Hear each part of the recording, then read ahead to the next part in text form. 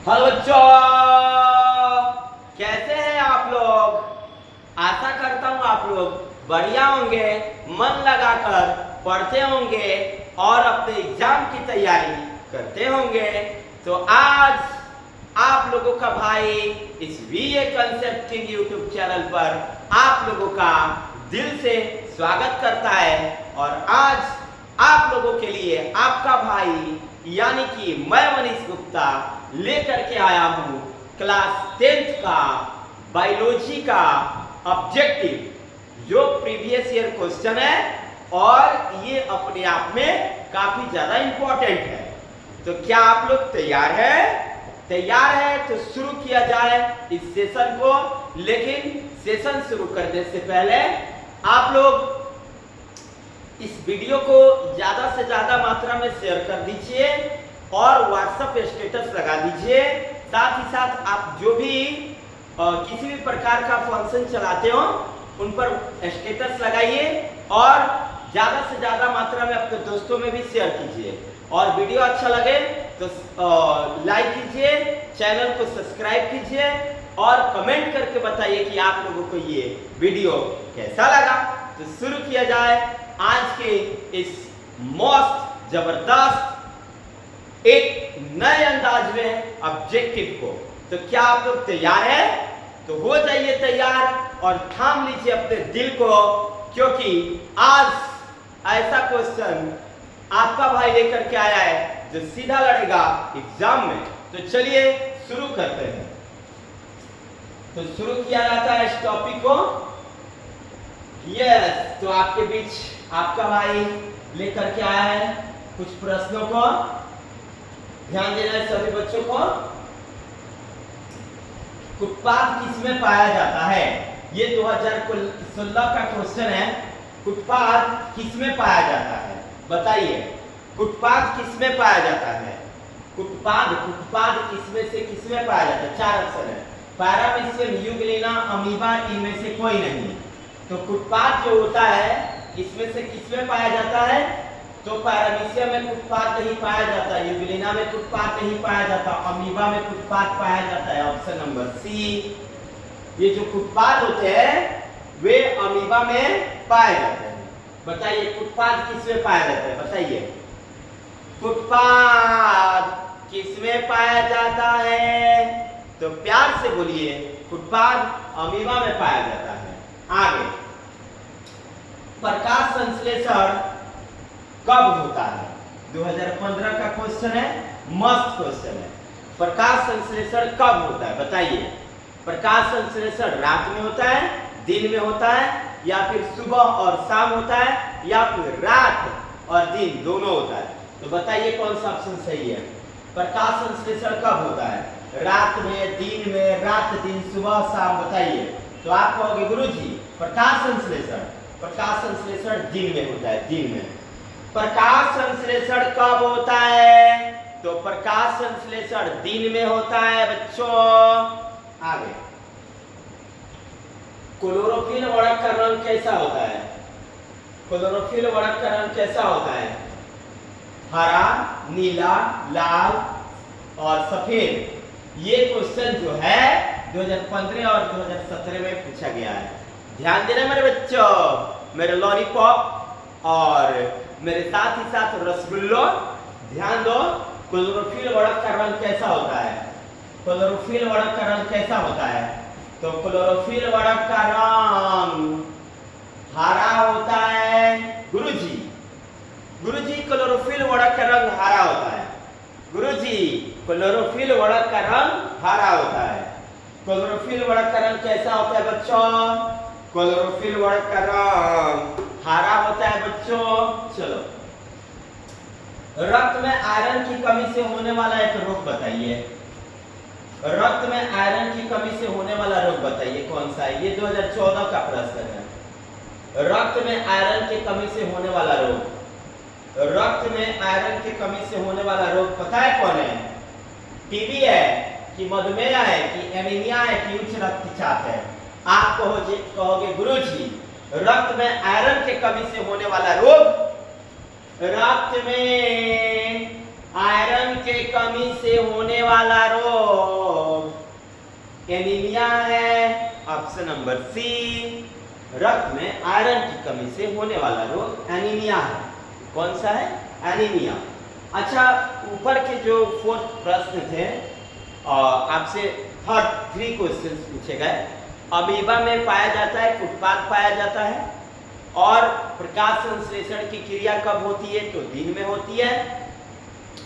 और रक्त में आयरन की कमी से होने वाला रोग एनीमिया है। और क्लोरोफिल वर्णक का रंग कैसा होता है? तो क्लोरोफिल वर्णक का रंग जो होता है हरा होता है। कवक में पोषण की कौन सी विधि है? 2014-2019 का क्वेश्चन है। कवक में पोषण की कौन सी विधि होती है? क्या कवक में स्वपोषी मृत जीवी समभोजी में से कोई नहीं? बताइए कौन सही है? तो कवक में पोषण की जो विधि होती है वो होती है मृत जीवी।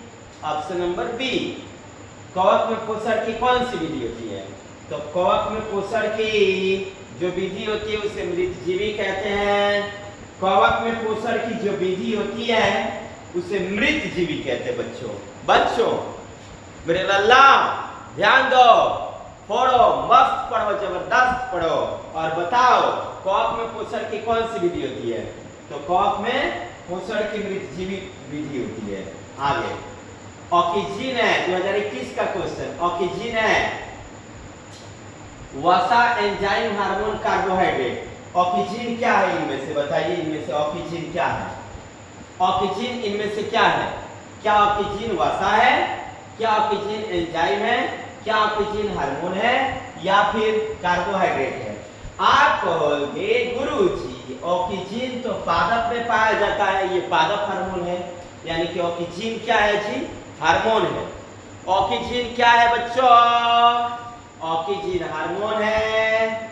मनुष्य में वृक्क किससे संबंधित है? 7 नंबर क्वेश्चन। ऑक्सीजन क्या है? ऑक्सीजन एक हार्मोन है। मनुष्य में वृक्क किससे संबंधित है? 2013-2020 का आहा मस्त जबरदस्त क्वेश्चन। मनुष्य में वृक्क किससे संबंधित है? बता दो मेरे लल्ला। मनुष्य में वृक्क किससे संबंधित है?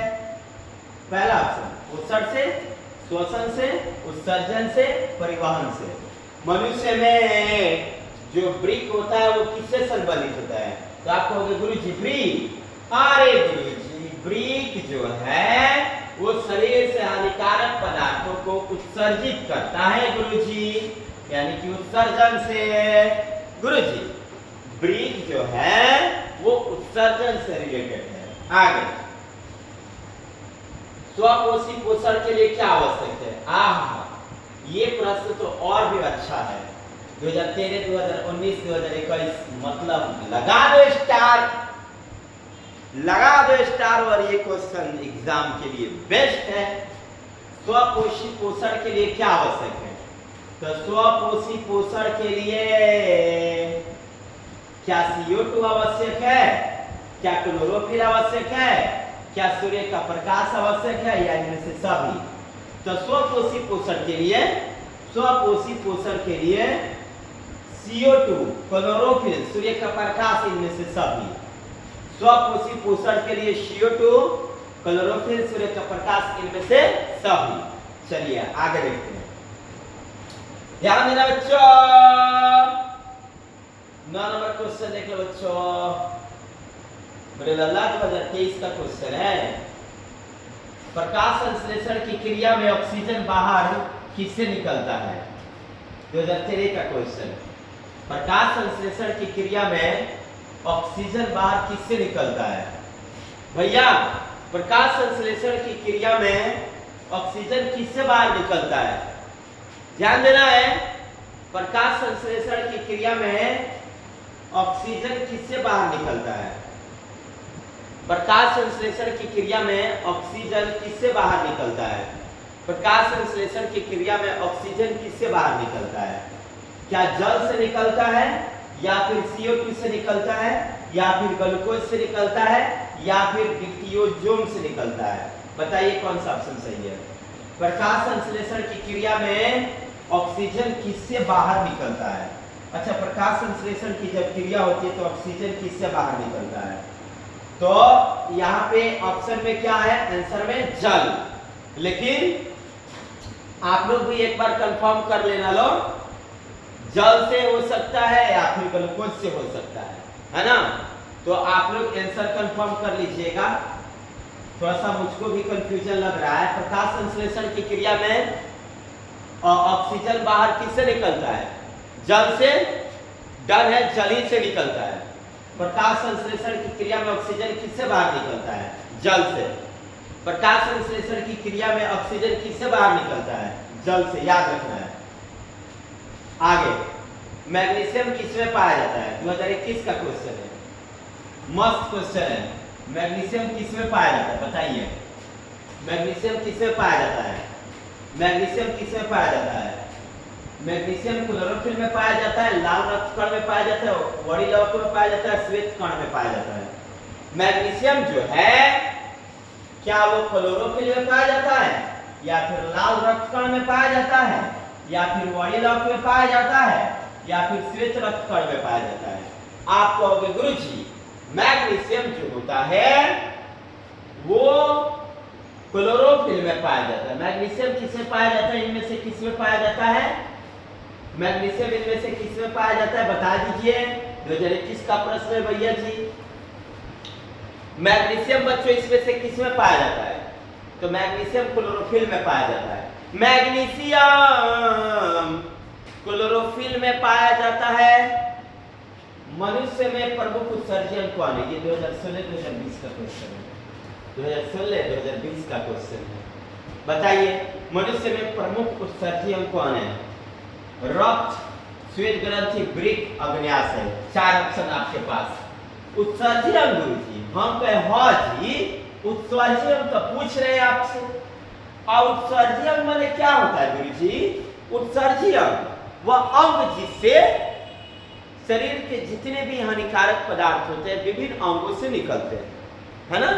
अच्छा, उत्सर्जीय अंग ना मनुष्य के शरीर में अलग अलग है ना। उत्सर्जीय अंग हमारे शरीर के विभिन्न अंगों से निकलता है, लेकिन इनमें से उत्सर्जीय अंग कौन है, तो इनमें से उत्सर्जीय अंग कौन है, वृक्क है। मनुष्य में प्रमुख उत्सर्जीय अंग कौन है जी, वृक्क है। मनुष्य में प्रमुख उत्सर्जीय अंग कौन है बच्चों, वृक्क। आगे देखना है ये क्वेश्चन 12 नंबर। अमीबा अपना भोजन किसके द्वारा पकड़ता है, 2019 का 2020 का क्वेश्चन है। अमीबा अपना भोजन किसके द्वारा पकड़ता है, बताइए। अमीबा अपना भोजन किसके द्वारा पकड़ता है, स्पर्शक के द्वारा, उत्पाद के द्वारा, प्रोटोजोआ के द्वारा, इनमें से कोई नहीं। अमीबा अपना भोजन किसके द्वारा पकड़ता है, तो अमीबा अपना भोजन उत्पाद के द्वारा पकड़ता है। Option number B. हाँ, अमीबा अपना भोजन किसके द्वारा पकड़ता है, अमीबा अपना भोजन उत्पाद के द्वारा पकड़ता है। चलिए आगे। निम्नांकित में से कौन मलेरिया परजीवी है, 2019 का क्वेश्चन। मलेरिया परजीवी कौन है, बताइए। निम्नलिखित में मलेरिया परजीवी कौन है, प्लाज्मोडियम के कारण मलेरिया, ये प्लाज्मोडियम के कारण, प्लाज्मोडियम जो है वो परजीवी है जो मलेरिया को उत्पन्न करता है, या फिर लिस्मेनिया है, या फिर प्रोटोजोआ है, या फिर इनमें से कोई नहीं। तो आप कहोगे गुरुजी मलेरिया परजीवी ना प्लाज्मोडियम है, मलेरिया परजीवी प्लाज्मोडियम है। मलेरिया का परजीवी कौन है, तो मलेरिया का परजीवी प्लाज्मोडियम है गुरुजी। आगे देख रहा है 14 नंबर क्वेश्चन।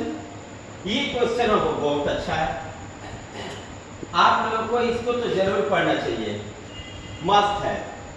कार्बोहाइड्रेट, प्रोटीन, वसा के पूर्ण पाचन का स्थल निम्नलिखित में कौन सा है, क्या लिखा है बच्चों, कार्बोहाइड्रेट, फिर क्या लिखा, प्रोटीन, फिर क्या लिखा, वसा। कार्बोहाइड्रेट, प्रोटीन, वसा, कार्बोहाइड्रेट, प्रोटीन, वसा, क्या क्या बच्चों, कार्बोहाइड्रेट, प्रोटीन, वसा के पूर्ण पाचन का स्थल कौन सा है, बताइए। कार्बोहाइड्रेट, प्रोटीन, वसा के पूर्ण पाचन का स्थल निम्नलिखित में से कौन सा है, तो कार्बोहाइड्रेट, प्रोटीन और वसा के पूर्ण पाचन का स्थल क्या आमाशय है, या एकीकृत है, या छोटी आंत है, या बड़ी आंत है, तो कार्बोहाइड्रेट, प्रोटीन और वसा क्या पूर्ण पाचन का स्थल छोटी आंत है। कार्बोहाइड्रेट, प्रोटीन और वसा के पूर्ण पाचन का स्थल कौन सा है बताइए? कार्बोहाइड्रेट, प्रोटीन, वसा के पूर्ण पाचन का स्थल जो है वो कौन है बच्चों? छोटी आंत। जो कार्बोहाइड्रेट होता है और जो प्रोटीन होता है और जो वसा होता है उसका पूर्ण पाचन का स्थल कौन है? छोटी आंत, याद रखना है। खुला परिसंचरण तंत्र किसमें पाया जाता है बताइए? खुला परिसंचरण तंत्र निम्नलिखित में से किसमें पाया जाता है? खुला परिसंचरण तंत्र निम्नलिखित में से किसमें पाया जाता है?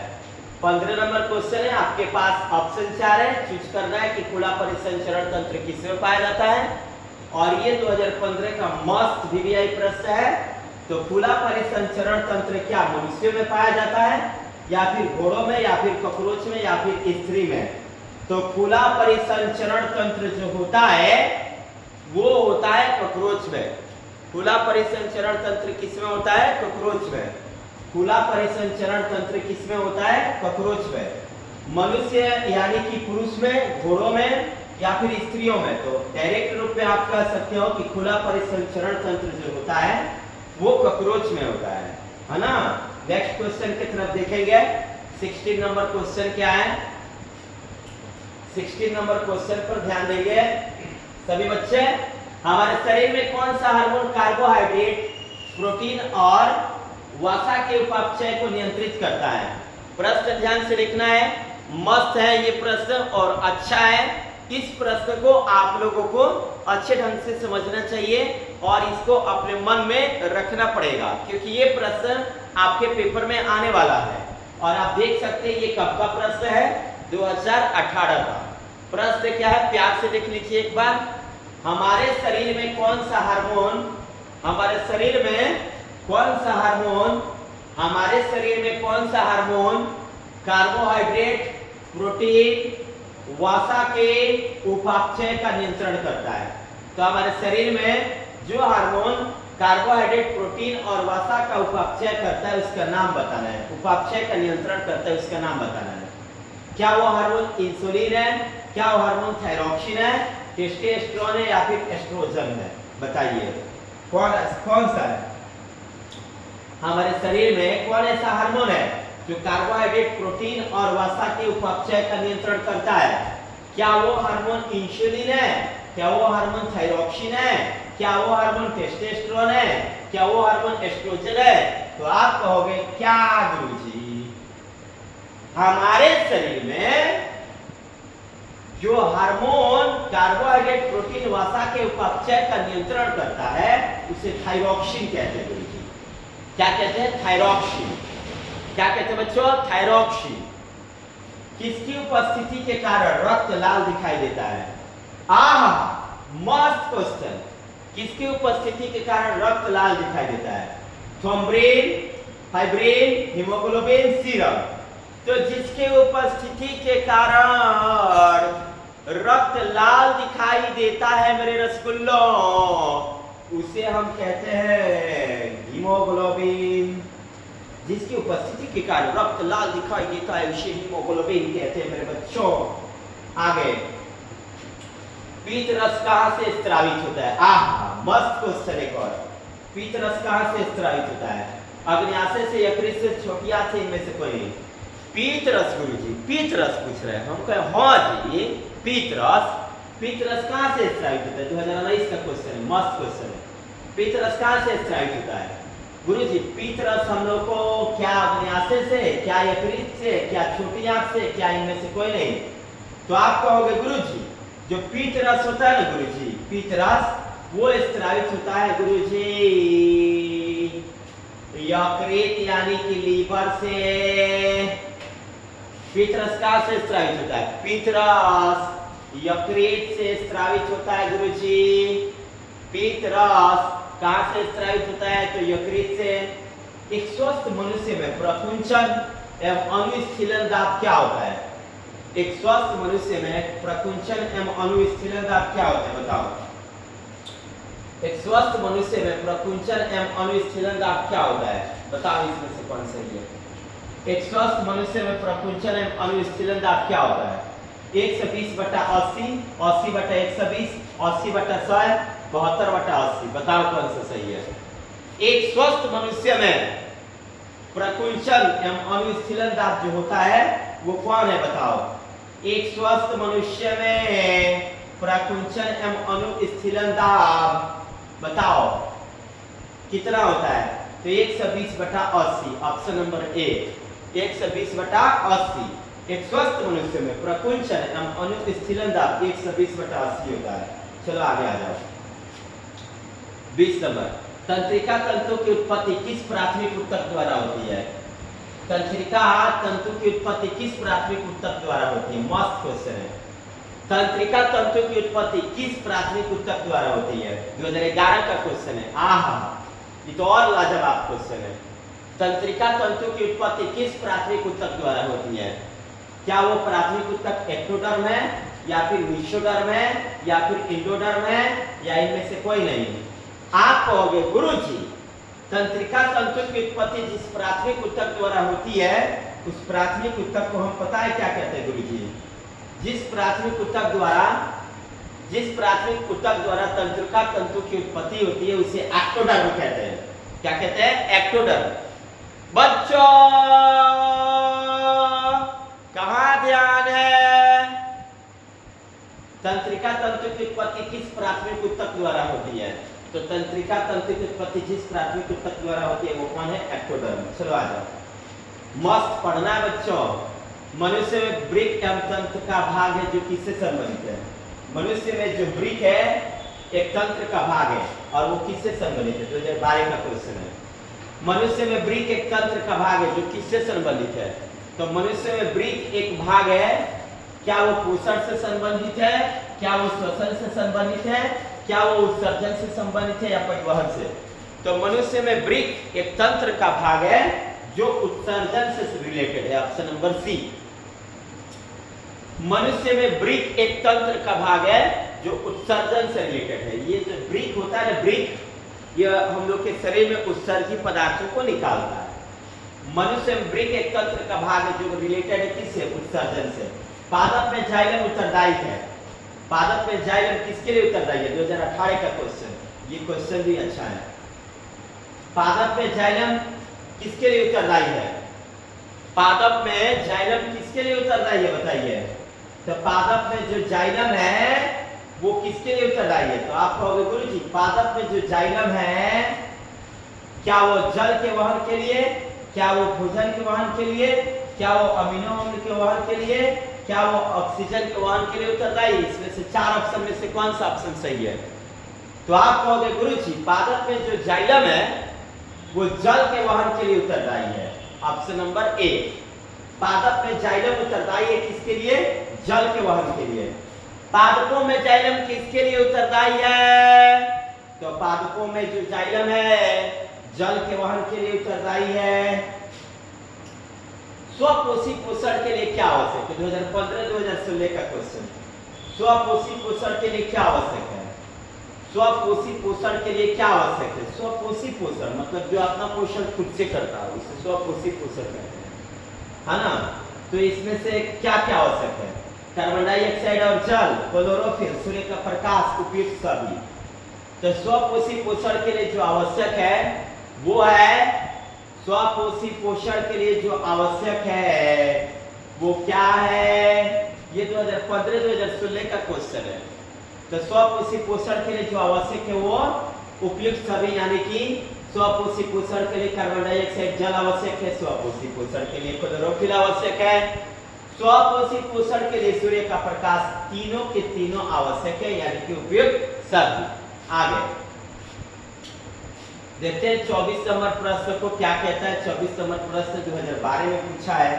हाँ, मस्त प्रश्न है। पाइरुवेट के विखंडन से कार्बन डाइऑक्साइड, जल और ऊर्जा देता है, और यह क्रिया किसमें होती है? जब पाइरुवेट विखंडित होता है तो ये क्या क्या देता है? CO2, H2O और एनर्जी। CO2, H2O और एनर्जी देता है पाइरुवेट के विखंडन से। पाइरुवेट के विखंडन से CO2, H2O और ऊर्जा देता है, और यह क्रिया किसमें होती है? 2012 का क्वेश्चन है।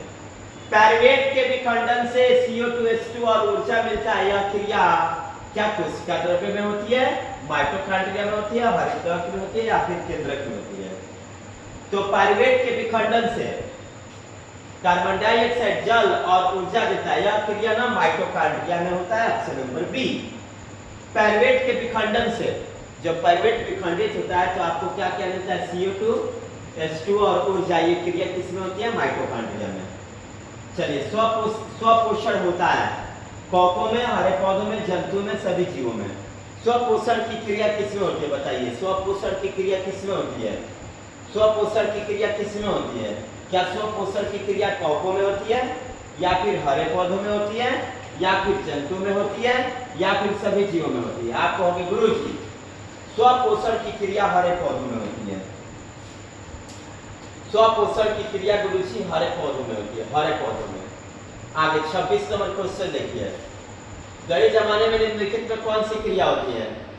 गए जमाने में निम्नलिखित में कौन सी क्रिया होती है? 2015 का क्वेश्चन, मस्त क्वेश्चन, जबरदस्त क्वेश्चन। अच्छा, बढ़िया। गए जमाने में निम्नलिखित में कौन सी क्रिया होती है? गए जमाने में निम्नलिखित में से कौन सी क्रिया होती है? क्या अपघटन, प्रकाश संश्लेषण, किण्वन उत्सर्जन? तो आप कहोगे गुरुजी दही जमने में जो क्रिया होती है वो किण्वन क्रिया होती है। दही जमने में निम्नलिखित में कौन सी क्रिया होती है? तो दही जमने में जो क्रिया होती है वो होती है किण्वन। क्या होती है? किण्वन की क्रिया द्वारा दही जमता है। किण्वन की क्रिया द्वारा दही जमता है। क्वेश्चन नंबर 27 देखिए। कौन अंतःस्रावी बाह्यस्रावी ग्रंथि जैसा कार्य नहीं करता है? 2019 का क्वेश्चन। मस्त क्वेश्चन। कौन अंतःस्रावी और बाह्यस्रावी ग्रंथि जैसा कार्य नहीं करता है? इन 4 ऑप्शन मिला है, आपको बताना है कि कौन अंतःस्रावी ग्रंथि और बाह्यस्रावी ग्रंथि जैसा कार्य नहीं करता है, बताइए। तो जो अंतःस्रावी ग्रंथि और बाह्यस्रावी ग्रंथि द्वारा कार्य नहीं करता है, अंतःस्रावी ग्रंथि और बाह्यस्रावी ग्रंथि जैसा कार्य नहीं करता है, इसको क्या हम अग्न्याशय कहेंगे, ग्रीस ग्रंथि कहेंगे, या फिर अंडाशय कहेंगे, या फिर ग्रीसर। तो बाह्य क्या था, बाह्य कौन ऐसा अंतःस्रावी जो बाह्यस्रावी ग्रंथि और अंतःस्रावी ग्रंथि जैसा कार्य नहीं करता है? अंतःस्रावी और बाह्यस्रावी ग्रंथि जैसा कार्य कौन नहीं करता है? तो अंडाशय। अंडाशय जो है अंतःस्रावी ग्रंथि और बाह्यस्रावी ग्रंथि जैसा कार्य नहीं करता है। वैसे चीज जो पोषण के लिए सड़ी गली चीजों पर आश्रित रहते हैं उन्हें क्या कहते हैं? वैसे जीव जो पोषण के लिए सड़ी गली चीजों पर आश्रित रहते हैं उन्हें क्या कहते हैं? वैसे जीव जो सड़े गले चीजों पर आश्रित रहते हैं, क्या उन्हें परजीवी कहते हैं, या फिर मृत जीवी कहते हैं, या फिर स्वपोषी, या फिर परपोषी? तो वैसे जीव जो सड़े गले, वैसे जीव जो पोषण के लिए सड़े गले चीजों पर निर्भर रहते हैं उन्हें हम मृतजीवी कहते हैं। वैसे जीव जो पोषण के लिए सड़ी गली चीजों पर आश्रित रहते हैं उन्हें कहते हैं मृतजीवी। क्या कहते हैं बच्चों? मृतजीवी। वैसे जीव जो पोषण के लिए सड़ी गली चीजों पर आश्रित रहते हैं उन्हें मृतजीवी कहते हैं। आगे, पादपों में पाया जाने वाला वृद्धिरोधक हार्मोन निम्नलिखित में से कौन सा है? वृद्धिरोधक हार्मोन कौन सा है? पादपों में पाया जाने वाला वृद्धि हार्मोन, अच्छा वृद्धिरोधक नहीं है, सॉरी, वृद्धि हार्मोन कौन सा है? वृद्धि हार्मोन, सॉरी, हम रोधक पढ़ लीजिए। पादपों में पाया जाने वाला वृद्धि हार्मोन निम्नलिखित में कौन सा है जो वृद्धि करने में सहायक होता है? पादपों में 5 प्रकार का हार्मोन होता है, oxygen, gibberellin, cytokinin, abscisic acid और एथिलीन। तो पादपों में पाया जाने वाला वृद्धि हार्मोन कौन सा है? पादपों में पाया जाने वाला वृद्धि हार्मोन कौन सा है? पादपों में पाया जाने वाला वृद्धि हार्मोन कौन सा है?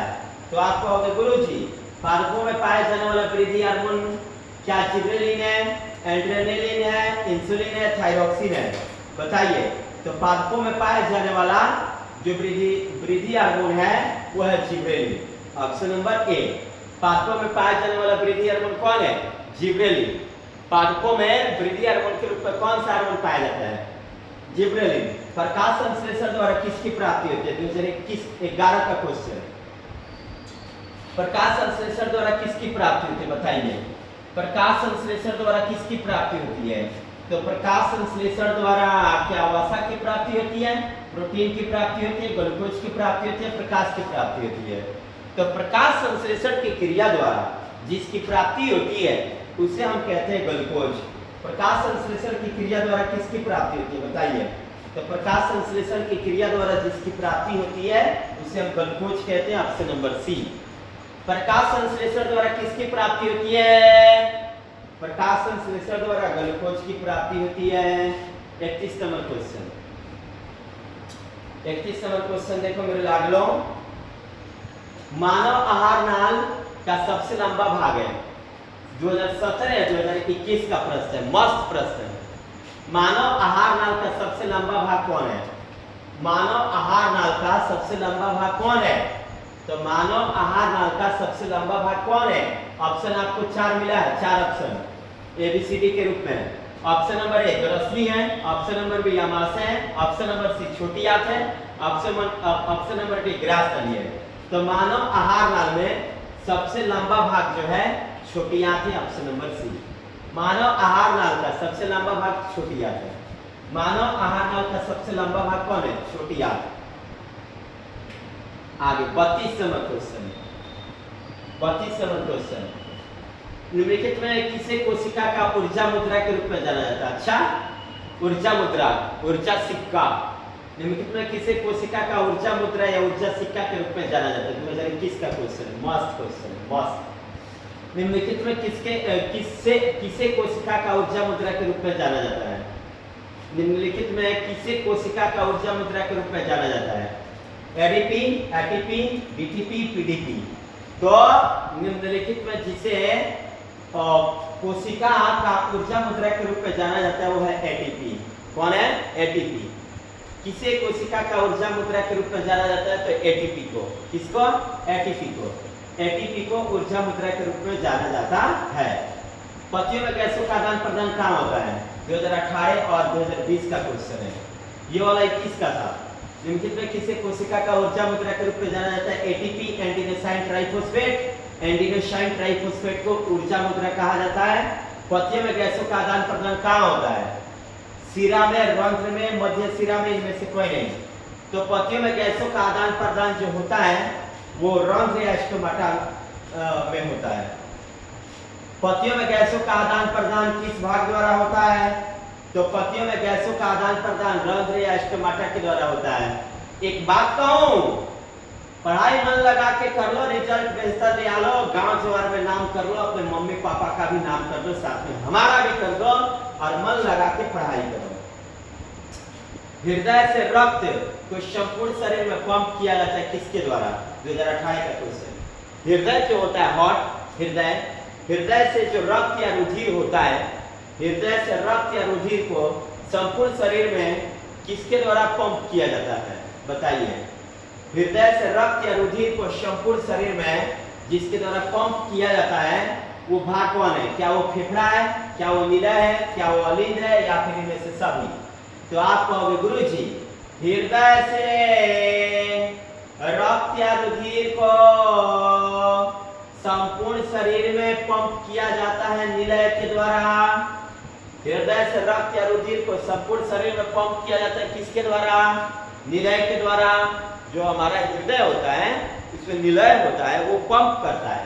तो जो शरीर में रक्त होता है वो संपूर्ण रूप से फैलता है निलय द्वारा। चलिए आगे।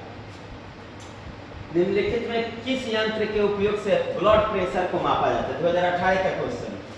निम्नलिखित में से किस यंत्र के उपयोग से ब्लड प्रेशर को मापा जाता है बताइए।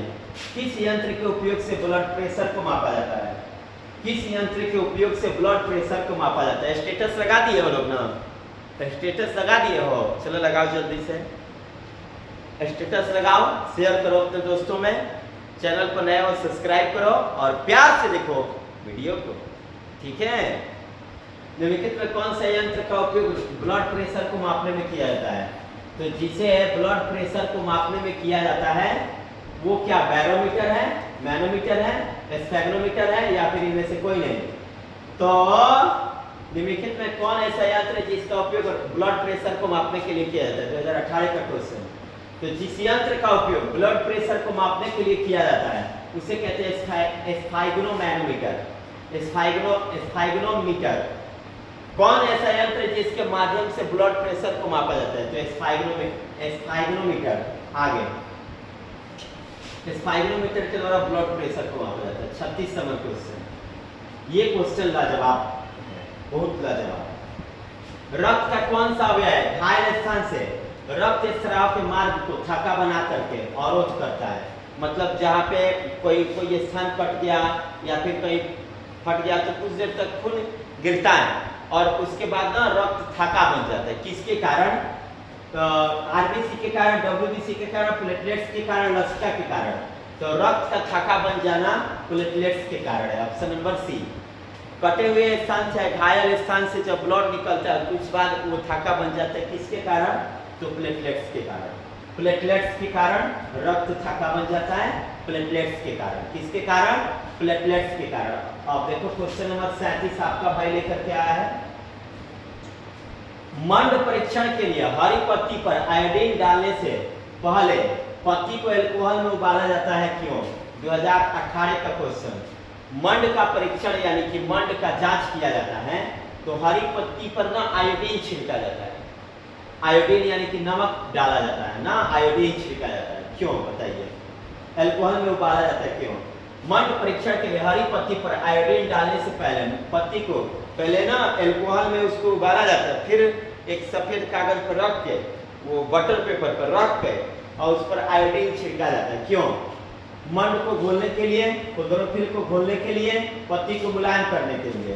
तो मंड परीक्षण के लिए हरी पत्ती पर आयोडीन डालने से पहले पत्ती को एल्कोहल में उबाला जाता है, क्योंकि इनमें से सभी के लिए यानी कि मंड को घोलने के लिए, क्लोरोफिल को घोलने के लिए, पत्तियों को मुलायम करने के लिए, है ना। तो मंड परीक्षण के लिए हरी पत्ती पर आयोडीन डालने से पहले एल्कोहल में उबाला जाता है, क्योंकि मंड घुल जाए, क्लोरोफिल घुल जाए और पत्ती मुलायम हो जाए। आगे 38 नंबर क्वेश्चन। स्लाइड को सर्वप्रथम कंपाउंड माइक्रोस्कोप से देखा जाता है कितना गुना करके? 2018 का क्वेश्चन है, मस्त क्वेश्चन है ये वाला क्वेश्चन। स्लाइड को सर्वप्रथम कंपाउंड माइक्रोस्कोप से देखा जाता है। लास्ट तक देखना वीडियो को, अच्छा ढंग से देखना, लो मन लगा के पढ़ाई करो, प्यार से पढ़ो, फोड़ दो। स्लाइड को सर्वप्रथम कंपाउंड माइक्रोस्कोप से कितना गुना करके देखा जाता है? स्लाइड को सर्वप्रथम कंपाउंड माइक्रोस्कोप से कितना गुना करके देखा जाता है? 5 गुना पर, 10 गुना पर, 25 गुना पर, 45 गुना पर। तो स्लाइड को सर्वप्रथम कंपाउंड माइक्रोस्कोप से देखा जाता है 10 गुना करके। कितना गुना? 10 गुना करके। मछलियां किस अंग के द्वारा श्वसन करती है? 2020 का क्वेश्चन। मछलियां किस अंग के द्वारा श्वसन करती हैं? जैसे हम लोग अपना श्वसन फेफड़ा के द्वारा करते हैं, है ना। मनुष्य का श्वसन अंग फेफड़ा है, तो मछलियों का श्वसन अंग क्या है? फेफड़ा, त्वचा, गिल्स, ट्रैकिया। तो मछलियों का श्वसन अंग गिल्स है। Option number C. मछलियों का श्वसन अंग गिल्स है और मनुष्य का श्वसन अंग फेफड़ा है। पौधे हरे क्यों होते हैं? पौधे हरे क्यों होते हैं?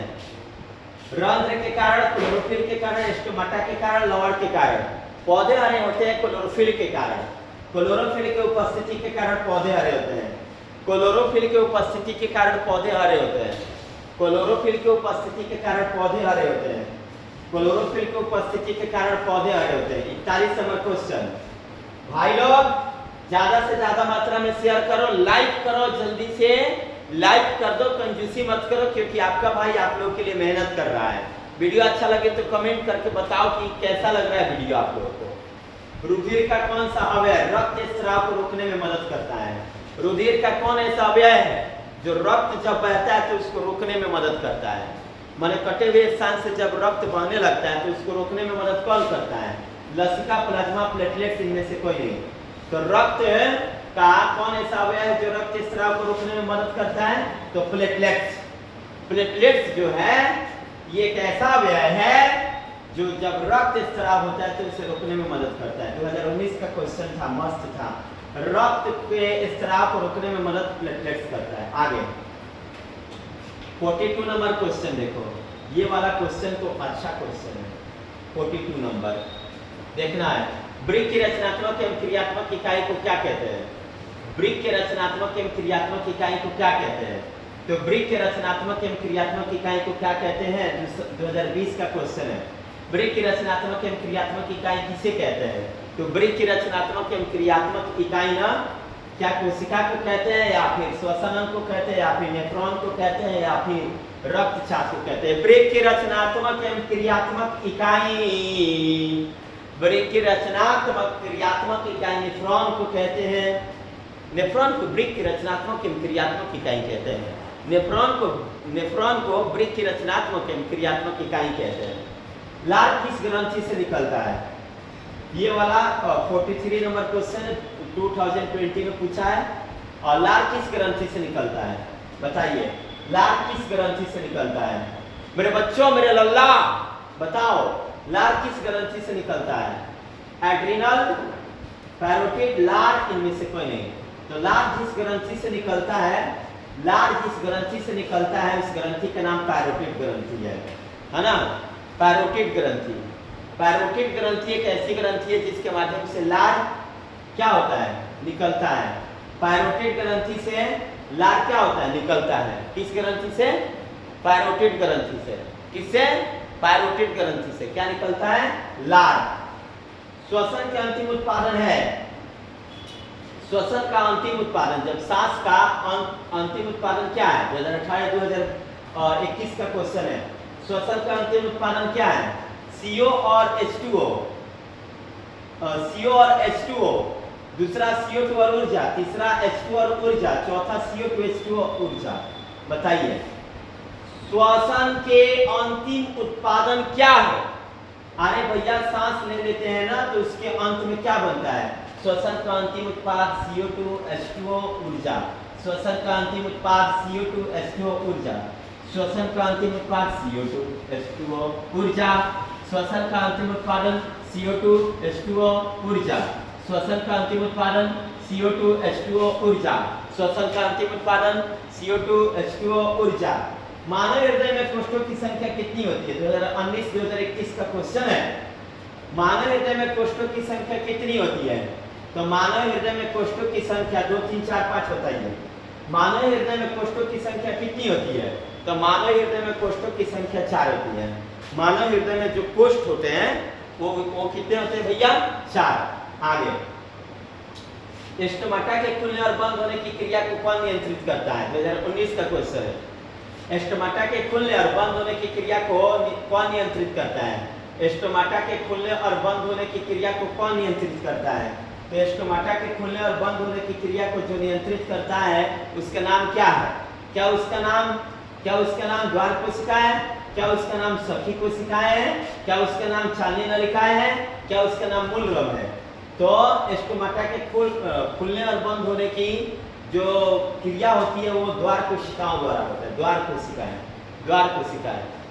स्टोमाटा के क्वेश्चन देख लो एक बार प्यार से, क्वेश्चन देख लो। स्टोमाटा के खुलने और बंद होने की क्रिया को कौन नियंत्रित करता है? तो स्टोमाटा के खुलने और बंद होने की क्रिया को द्वार कोशिका नियंत्रित करता है। चलो आगे देखो, कौन सा एंजाइम वसा पर क्रिया करता है? 2021 का क्वेश्चन। शेयर कर दो दोस्तों में, लाइक कर दो, नए हो तो सब्सक्राइब कर दो बचवा, ताकि आने वाला वीडियो आपको मिल जाए, पहले ही तुम्हारे पास पहुंचे। और ऐसा बहुत सारे वीडियो बनाया जाएगा आप लोगों के लिए, और ताकि आप लोग एग्जाम में बेस्ट करें। अभी तो ऑब्जेक्टिव चल रहा है, उसके बाद महामैराथन क्लास आएगा सब्जेक्टिव का, महामैराथन है ना, अर्जुना बैच, ठीक है, महामैराथन अर्जुना बैच है ना, और मैथ का कड़ बैच आने वाला है, कड़ बैच है ना, पढ़ाई करना है। देखो तो कौन सा एंजाइम वसा पर क्रिया करता है? कौन सा एंजाइम वसा पर क्रिया करता है? Pepsin, trypsin, lipase, amylase.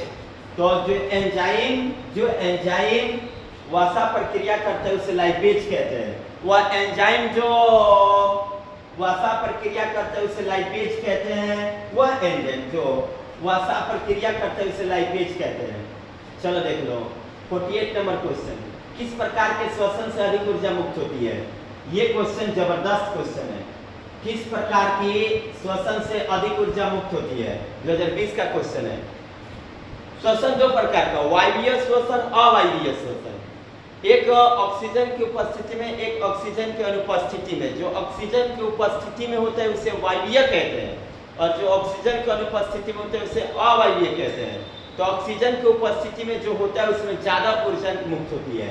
तो किस क्रिया से श्वसन से अधिक ऊर्जा मुक्त होती है? किस प्रकार के श्वसन से अधिक ऊर्जा मुक्त होती है? तो वायवीय श्वसन से। किस प्रकार के श्वसन से अधिक ऊर्जा मुक्त होती है? किस प्रकार के श्वसन से अधिक ऊर्जा मुक्त होती है? तो वायवीय श्वसन से, क्योंकि वायवीय श्वसन जो होता है ऑक्सीजन की उपस्थिति में होता है, और जो ऑक्सीजन की उपस्थिति में होता है उसमें अधिक ऊर्जा उत्पन्न होती है, मुक्त होती है। हाइड्रा में क्या पाया जाता है? 2020 का क्वेश्चन। हाइड्रा में क्या पाया जाता है? मस्तिष्क, तंत्रिका, मुख, स्पर्शक। हाइड्रा में क्या पाया जाता है? बता दो। हाइड्रा में क्या पाया जाता है?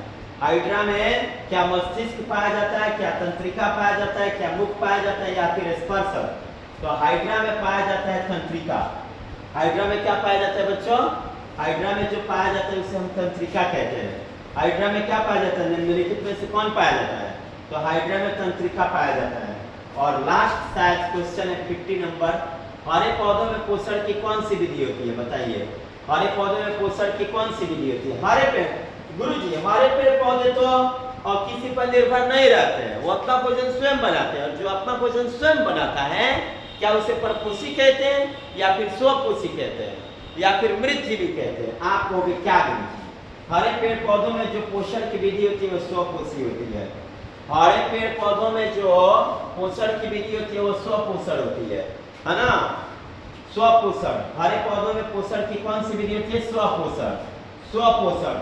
तो इस तरह से आपका भाई 50 क्वेश्चन कराया, 50 क्वेश्चन कराया। और ये 50 क्वेश्चन काफी अपने आप में मस्त था, जबरदस्त था, अच्छा था। आप लोग इस वीडियो को ज्यादा से ज्यादा मात्रा में शेयर करें। चैनल पर आप लोग नए हैं तो चैनल को सब्सक्राइब करें, और साथ ही साथ वीडियो अच्छा लगा हो तो लाइक करें। और ध्यान देना, 1 मिनट और 1 मिनट बचवा लो। अभी बात को अभी सुनना लो, तुम लोगों के लिए कुछ लाए हैं। आप कमेंट जरूर करना है। आप बचवा लो, तुम लोगों के लिए कुछ लाए हैं, देखोगे? ध्यान दो बचवा लो, तुम लोगों के लिए। जो सुर मचाते हैं भीड़ में, जो सुर मचाते हैं भीड़ में, भीड़ ही बनकर रह जाते हैं। जो सुर मचाते हैं भीड़ में, भीड़ ही बनकर रह जाते हैं। वही पाते हैं जिंदगी में सफलता।